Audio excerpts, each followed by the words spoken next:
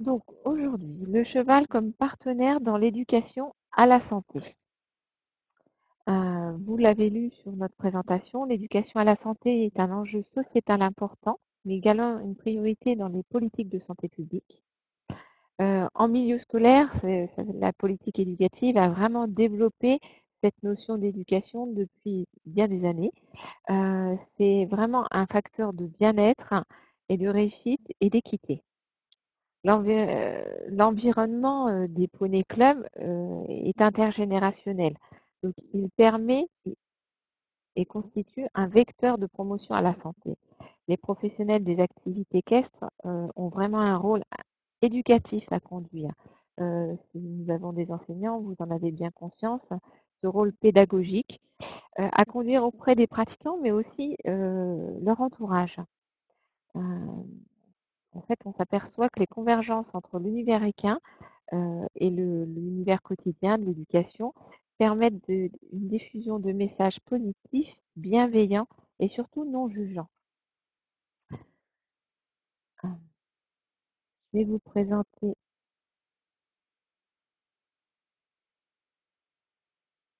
alors, excusez-moi, j'arrive pas à passer le diapo. Heu, voilà.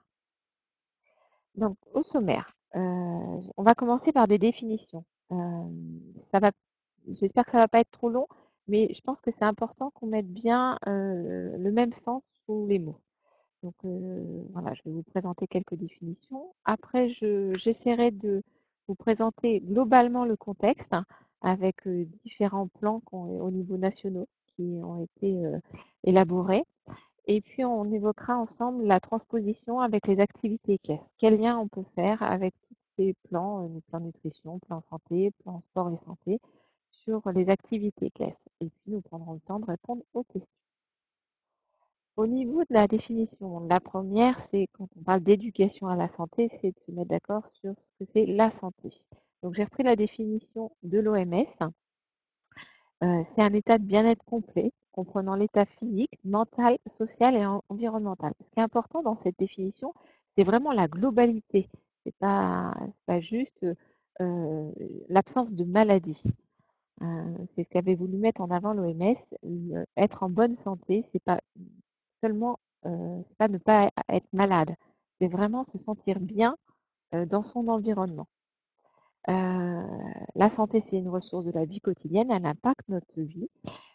Il s'agit d'un concept positif. On dit que ça va, tu as la santé, tu es en bonne santé et qui vraiment correspondent à l'environnement global de la personne.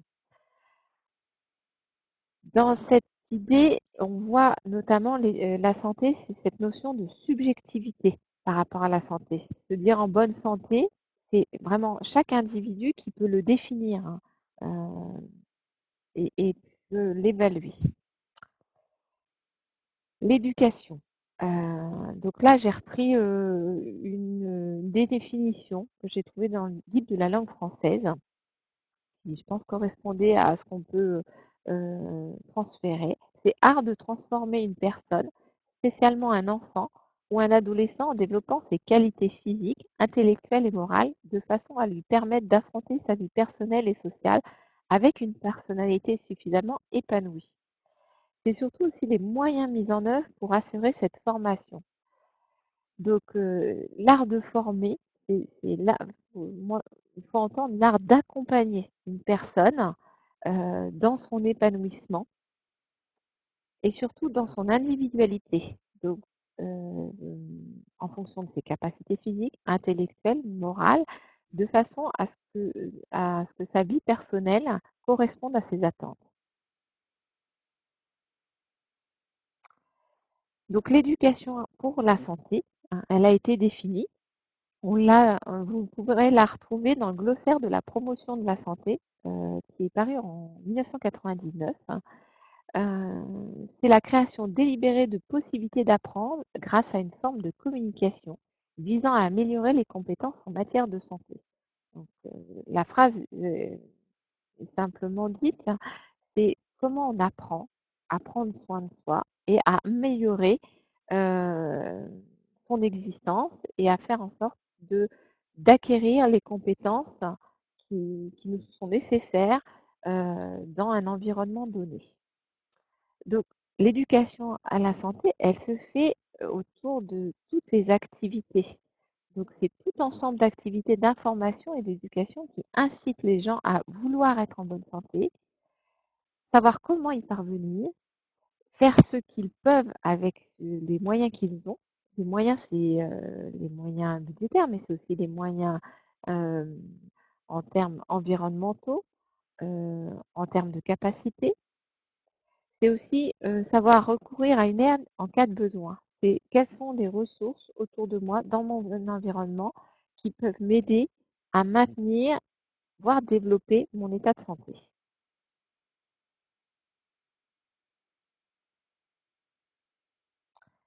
Le but de l'éducation pour la santé.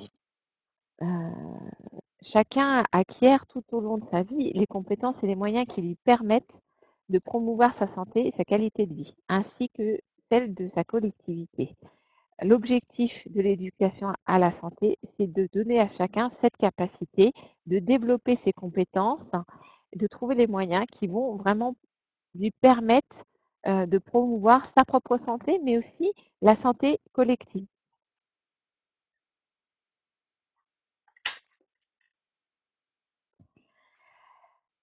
Alors, je suis allée voir l'éducation thérapeutique. Enfin, je voulais la définir parce que vous verrez le lien ultérieurement, notamment avec l'évocation que nous ferons des affections longue durée. L'éducation thérapeutique, à différencier de l'éducation pour la santé, ça correspond aux activités organisées, y compris aussi au soutien psychosocial, conçues pour rendre les patients conscients et informés sur leur maladie. Donc, on est face à un public qui est déjà dans une situation de maladie.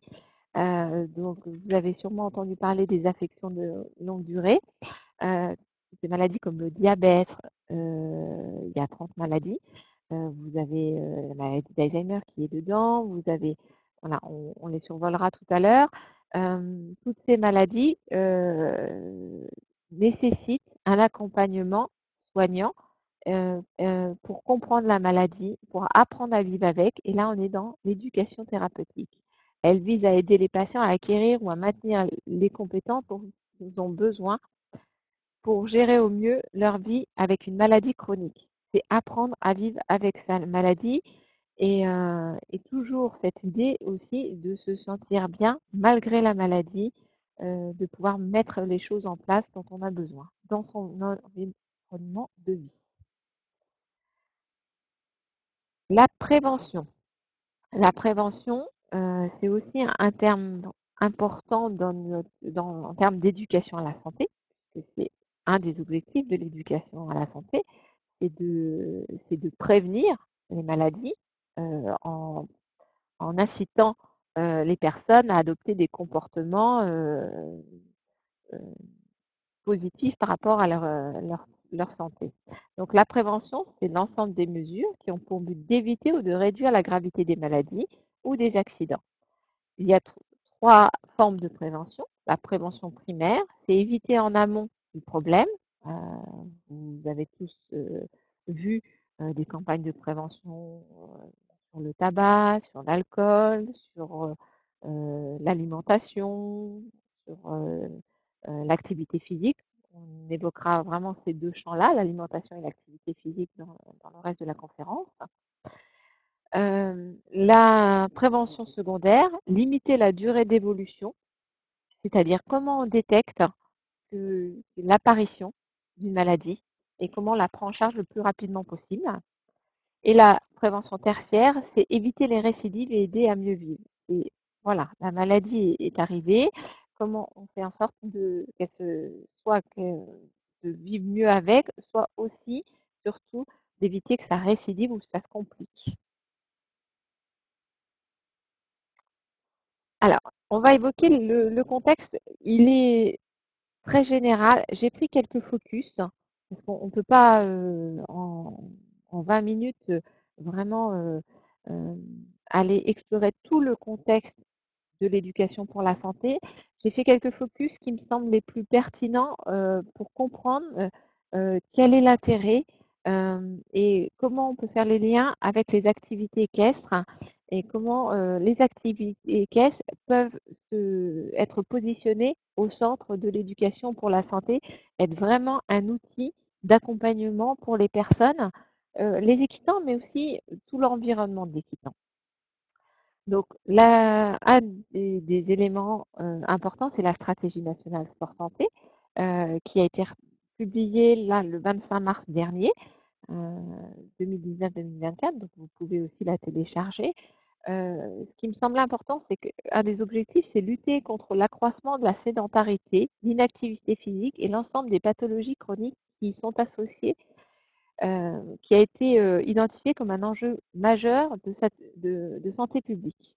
Donc là, on va avoir les mots importants, lutter contre la sédentarité, l'inactivité physique et l'ensemble des pathologies chroniques. Donc, ça va vous permettre de faire les liens après avec les autres stratégies mises en place.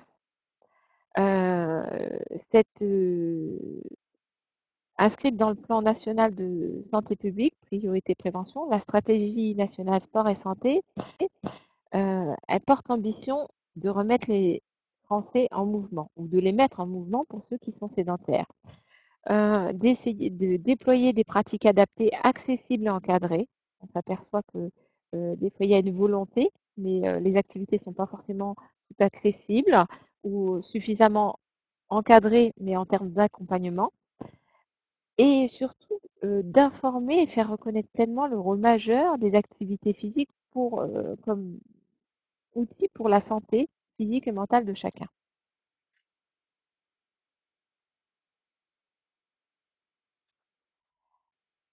La stratégie nationale de santé, donc elle avait été adoptée en décembre 2017.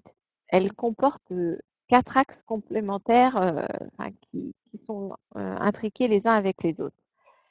C'est mettre en place une politique de promotion de la santé, incluant cette notion de prévention que j'évoquais tout à l'heure, dans tous les milieux.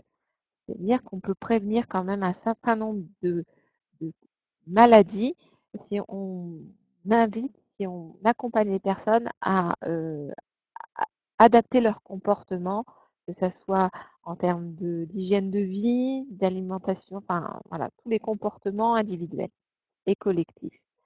Lutter contre les inégalités sociales et territoriales d'accès à la santé, donc ce qui rejoint la stratégie sport et santé sur l'accessibilité.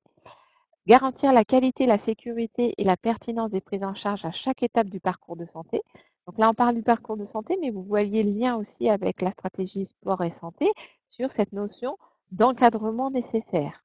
Et c'est pour garantir aussi la qualité et la sécurité.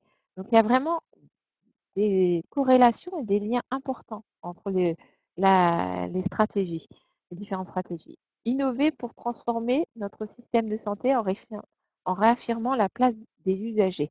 C'est vrai que dans la stratégie nationale de santé, l'individu a été vraiment placé au centre du parcours, c'est-à-dire qu'il est acteur de son parcours de santé. Donc, c'est aussi le lien qu'on peut faire avec les activités équestres, c'est que l'usager est quittant pas, il doit être placé au centre des activités en fonction de ses envies, ses aptitudes, ses besoins, et le rendre acteur aussi des activités équestres, pas seulement consommateur.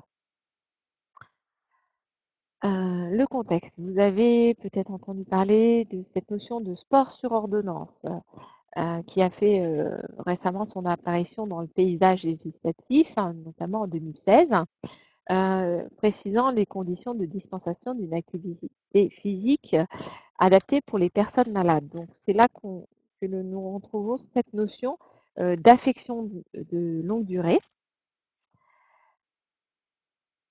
donc qui avait été précisé lors de l'instruction ministérielle en mars 2017. L'activité physique est donc reconnue comme un déterminant pour l'amélioration de la santé. Donc on la retrouve aussi dans le cadre du programme national nutrition santé, plan national sport, santé bien-être, dans différents plans. L'activité physique, c'est aussi un déterminant de santé en soi, comme l'attestent les recommandations de l'OMS sur cette nécessité euh, de pratiquer des activités physiques régulières. Et elle contribue à réduire les risques de survenue de la plupart des maladies chroniques, donc ALD, affection de longue durée.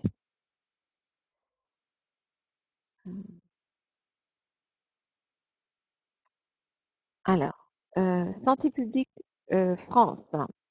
Santé publique France avait donné des nouvelles recommandations pour les adultes sur l'alimentation, l'activité physique et la sédentarité qui ont été publiées fin janvier 2019. Et notamment, ce que j'en ai ressorti, c'était la santé par l'alimentation, la santé par l'activité physique et sportive. Donc là, ce qui va vraiment nous concerner, parce que c'est les deux exemples que j'ai pris pour le lien avec le cheval, où on va retrouver des besoins similaires. Alors, l'humain n'a pas besoin de manger de l'herbe toute la journée, mais sur cette notion d'équilibre alimentaire, d'équilibre en termes d'hygiène de vie. Donc, de façon à prévenir certains troubles, prévenir certaines pathologies, et pour aussi que l'équidé comme l'humain se sente bien dans sa vie, dans son corps et dans sa tête, dans son psychisme. Donc ça, c'est une des affiches que vous pouvez retrouver, mais qu'on va détailler un petit peu plus ultérieurement. Ces recommandations sur l'alimentation, donc là, ça va être un petit peu petit, mais vous inquiétez pas, je vais le détailler et surtout, c'est quelque chose que vous pouvez retrouver justement en allant chercher Santé publique France. Il y a tout un document qui décrit les recommandations. Ce qui est important, là, c'est que les recommandations, elles ont été, je dirais, rédigées en 3 chapitres. C'est augmenter les fruits et légumes, le fait maison, les fruits à coque, les légumes secs. Aller vers, c'est inciter, plutôt vers le bio. Vous allez retrouver les poissons, les huiles de colza, et surtout les réduire. On est sur vraiment de l'information, mais pas juste réduire. On est sur aussi aller dans une dynamique positive. Qu'est-ce qu'on peut faire mieux? Là, j'ai trouvé que cette transition permettait après de faire le lien avec nos activités équestres et surtout notre partenaire cheval. L'existence animale dépend non seulement de l'environnement, mais aussi de la connaissance et de cet environnement. Donc ça veut dire que le bien-être propre de l'animal, mais de l'humain, de se sentir bien, ça dépend de nos conditions de vie, de notre environnement, mais aussi de la connaissance que l'on a de cet environnement pour pouvoir s'y adapter et avoir des comportements qui nous permettent une bonne condition. Tout progrès de la connaissance profite à l'action, tout progrès de l'action profite à la connaissance. Donc ça, c'est important parce que ça fait aussi le lien avec les activités physiques. L'action va permettre aussi de réfléchir, d'être dans une dynamique constructive, et l'apport de connaissances va permettre cette mise en action. Transposer avec les activités équestres. Alors, différents liens, et c'est pareil, j'aurais pas nous n'aurons pas le temps d'évoquer tous les liens possibles. Je vais essayer de vous en présenter quelques-uns de façon à ce que ça soit une porte pour en ouvrir beaucoup d'autres. Le cheval, c'est un partenaire dans la communication informelle et c'est surtout un vecteur motivationnel parce que c'est un être vivant. Donc, les activités équestres sont des activités physiques, mais avec un partenaire être vivant. Donc, qui stimule la motivation, qui permet d'abord parce qu'on fait aussi des choses pour un autre être vivant, donc prendre soin de l'autre, c'est aussi important, ça permet de s'épanouir aussi, mais c'est aussi qu'il y a une relation, il y a un engagement envers l'autre à le faire. Donc, c'est pour ça qu'il est aussi vecteur motivationnel. Il a ce côté non jugeant qui permet aussi de pouvoir être authentique avec ses aptitudes, ses difficultés, ces comportements qui ne sont pas forcément les meilleurs, mais pour autant qu'on peut améliorer. Donc les liens avec les activités équestres, peut les faire tant en termes de prévention, on verra après, tant en termes d'accompagnement sur les affections de longue durée, exemple, on prendra l'exemple du diabète, ou de l'accompagnement, et là on prendra la maladie d'Alzheimer. Tous ces arguments que j'évoque, c'est des arguments que vous pouvez trouver aussi après pour aller construire une complémentarité avec les professionnels.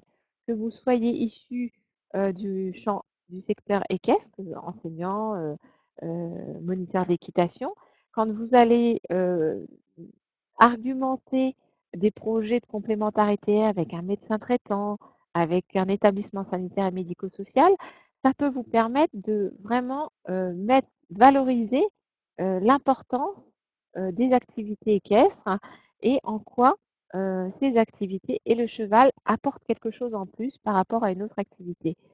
Et dans notre centre, si vous êtes soignant ou du secteur médico-social, ça peut vous permettre d'expliciter à l'enseignant que vous venez chercher, que vous venez, que vous pouvez travailler ensemble pour permettre à vos usagers, vos patients, d'être accompagnés différemment par des messages qui sont plus informels, moins moralisateurs et qui permettent à chacun de parcourir son chemin lui-même. Donc, je me dépêche un petit peu pour avoir le temps de finir. La prévention, nutrition et activité physique. On sait que toutes les informations délivrées dans l'action, lorsque vous déroulez une séance d'équitation, quand il y a le pansage, il y a plein d'informations informelles qui vont forcément impacter inconsciemment le comportement individuel.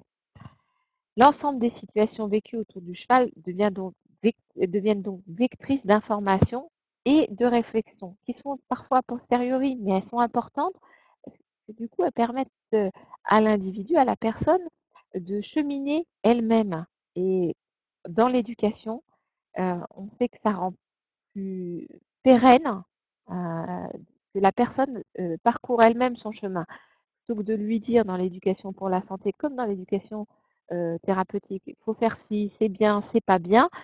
Chacun de lui-même se dit ah mais là ça effectivement je pourrais le faire autrement, ça serait bien que moi aussi je diminue les sucres, ça serait bien que moi aussi je fasse plus d'activités. C'est chacun qui parcourt et il est auteur de son parcours. Donc il le fait avec de la volonté. Voilà. Je prends un exemple de ce qu'on peut transposer. Là, vous avez un diagramme qui vous montre les besoins des équidés. Donc, on voit qu'il y a quand même une grosse partie d'alimentation, une partie repos, une partie déplacement, observation. Là, vous voyez déjà, même si les proportions ne sont pas les mêmes chez l'humain, on a aussi besoin d'une alimentation équilibrée, répartie sur la journée, où on prend le temps dans un environnement non stressant pour une bonne digestion, d'équilibrer l'alimentation en termes de quantité, de qualité, d'hydratation. Il y a besoin aussi de temps de repos. Donc, vous voyez tous les liens qu'on peut faire sans pour autant hem, vraiment stigmatiser sur un sujet proprement dit. La personne, elle va aussi faire les liens indirectement en disant: «Mais oui, c'est vrai», et vous pouvez aussi dire: «Bah, moi aussi, je me rends compte que des fois, je suis pas assez attentive à mon hygiène de vie, sur l'alimentation, le repos». Là, on peut aussi évoquer cette notion d'activité physique, de sédentarité. Cette notion de relation aux autres, être en relation avec, les chevaux, ils ont aussi ce besoin d'être en groupe, d'avoir des interactions sociales. L'humain, il a aussi ce besoin, il a besoin de moments individuels, mais il a aussi besoin d'interactions sociales. Donc vous voyez, on peut déjà commencer à travailler les liens et quand ces messages, on les délivre avec notre authenticité professionnelle, mais avec cet objectif d'accompagner les personnes, on délivre différemment les messages. Si on prend l'exemple, d'une ALD comme le diabète, par exemple, heu, on peut le faire autour d'échanges et de liens avec le cheval. Je vais prendre le diabète. On sait que c'est une maladie qui est liée à cet apport de sucre et surtout au fait que le corps ne gère pas ou a des difficultés à gérer euh, le déséquilibre de la glycémie, hein, du sucre, soit parce qu'il ne produit pas suffisamment d'insuline. Enfin, je ne vais pas rentrer dans les détails, mais c'est-à-dire que voilà, il n'arrive pas à équilibrer. Chez le cheval, c'est pareil. On a par exemple, quand là on arrive au printemps, si on met un cheval au pré dans un pré tout enherbé, on va effectivement y procurer un certain moment de plaisir où il va se retrouver dans un grand pré, il va être content, surtout s'il est avec ses congénères. Donc là, on va assouvir son besoin d'interrelation, mais aussi d'avoir un grand espace à manger. Mais aussi, on risque de créer des déséquilibres alimentaires puisqu'il sort de l'hiver ou il était au foin, au granulé. Donc, que l'organisme va avoir du mal à réguler. On est exactement pareil dans le diabète. Il faut équilibrer.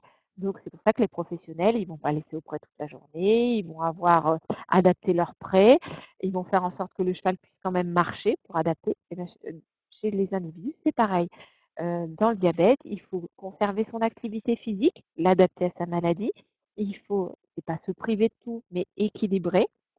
Et c'est surtout cette notion aussi de conséquence du diabète. Et chez le cheval, c'est pareil. Il y a des similitudes, des liens à faire. S'il mange beaucoup, ça va pas être un gros souci. Il va peut-être avoir un peu de mal à digérer, quoi qu'il peut faire aussi des problèmes de digestion. Il peut aussi avoir une fourbure. La fourbure, c'est pas forcément gravissime si ça arrive une fois, mais deux fois, et puis après, ça peut avoir un impact sur la locomotion. Le diabète, c'est pareil. Une hyperglycémie, c'est pas gravissime, enfin, ça reste raisonnable. C'est l'impact qu'elle a qui est invisible chez l'individu à long terme. Donc là, il y a vraiment un accompagnement qu'on peut faire. J'espère que vous voyez bien les liens et que je suis assez claire. Donc, il y a aussi les éléments motivationnels. C'est que, du coup, le cheval, il a besoin de marcher, d'équilibrer et d'expliquer tout ça, d'inviter les personnes équitantes ou même l'entourage à participer. Ça, ça favorise l'activité physique, mais du coup, on ne le fait pas pour soi, on le fait pour le cheval. Mais en le faisant pour l'autre, on le fait pour soi. Et du coup, ça devient un partenaire dans la maladie. On équilibre son alimentation, mais comme on fait attention à l'alimentation du cheval, on se met déjà dans une culture de faire attention à, à l'alimentation, à cette notion d'équilibre environnemental. Je prends l'accompagnement, je vous avais dit, sur la maladie d'Alzheimer. Euh, Ça, c'est pareil. Le cheval devient un partenaire et là, on peut, je pensais vous parler plutôt de l'exemple par rapport aux aidants. On sait que la maladie d'Alzheimer, c'est une maladie qui est difficile pour la personne entourage. Euh, euh, Difficile à comprendre comment les gens et pourquoi les gens les oublient, mais on a cette notion de la maladie d'Alzheimer, on perd la mémoire, mais on perd aussi les personnes perdent aussi cette capacité à se projeter dans l'avenir. Et là, il y a des liens aussi forts à faire avec le cheval. C'est que le cheval, voilà, il a une certaine mémoire, mais il n'a pas une grande capacité à se projeter dans l'avenir. Le cheval, il va être dans l'instant présent. J'ai faim, j'ai pas faim, je suis stressée, j'ai peur, j'ai pas peur, mais c'est maintenant tout de suite. S'il mange tout son foin en un quart d'heure, il ne se dit pas que dans 2 heures, il n'aura plus rien à manger. Donc, c'est de se dire comment pour l'équitation, on apprend à comprendre le cheval, on apprend à comprendre sa logique pour pouvoir mieux en faire un partenaire des activités physiques. Donc là, c'est pareil, c'est de se dire comment le cheval nous permet de mieux comprendre une logique différente, mais qui permet quand même une qualité de vie si on comprend et qu'on ne cherche pas forcément à maîtriser, que l'autre il se souvienne, que l'autre il sache ce qu'il va faire dans un mois, 15 jours, une semaine ou bien à un moment donné dans un quart d'heure. Donc voilà, ça peut permettre d'accompagner différemment les aidants. Voilà. Après, on passera aux questions-réponses. Il me reste juste autour des activités physiques, Hem, vous dire que, les activités physiques, on a un cardiologue qui était intervenu au dernier congrès Cheval et Diversité du mois de mars et qui a vraiment fait une conférence sur, lutter contre la sédentarité et qui disait, 30 minutes d'activité par jour, je peux vivre 10 ans de plus. Et que finalement, on cherchait souvent compliqué, mais qu'il y avait, en fait, plein de situations de la vie quotidienne qui permettaient ces activités physiques. Et moi, je pensais aux activités physiques dans les centres équestres, autour aussi de cet enfant qui pratique l'équitation. Si on change un petit peu notre mode de fonctionnement, on peut aussi permettre que ces situations-là soient des situations d'activité physique pour les parents.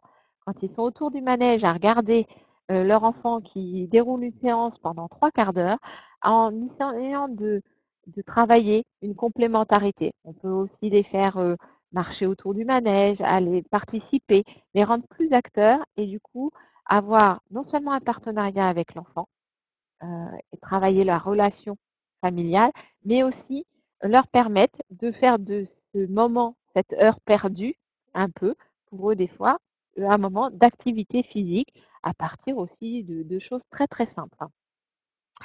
Ce cardiologue, le professeur Carré, disait que toute cette activité physique, c'était un investissement sur la santé et je pense qu'il avait bien résumé en fait l'intérêt des activités physiques pour notre santé et leur rôle dans l'éducation à la santé. Voilà pour ce que j'avais à vous dire. J'avais